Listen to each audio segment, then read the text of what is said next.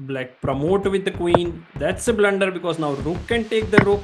White pawn is just one step away from the pawn promotion, and this is a winning position for the white.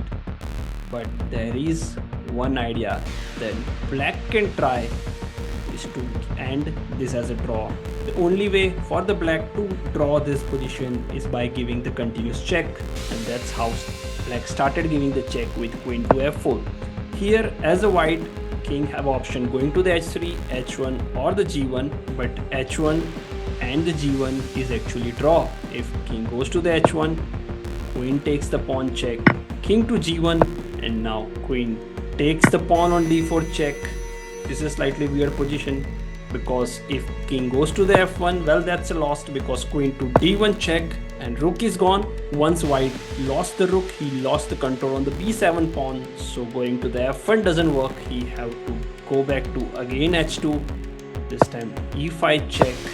Trust me, king again can't go to the h3 because queen to e6, it's a double attack. Again rook is gone, so that doesn't work. King to h1 doesn't work because queen again can give the check from the a1, so there is continuous check that black can give and the game would be end up as a draw.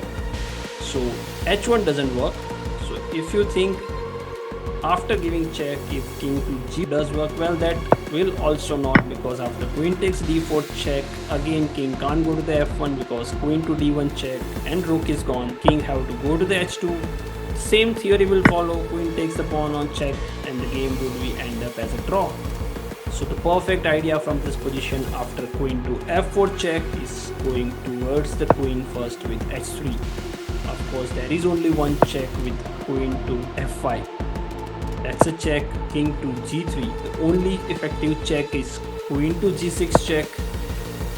King slide back to the h2. There is no effective check.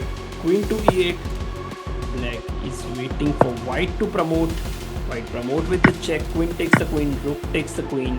Now white have extra rook and pawn on the board, and white can easily win from here.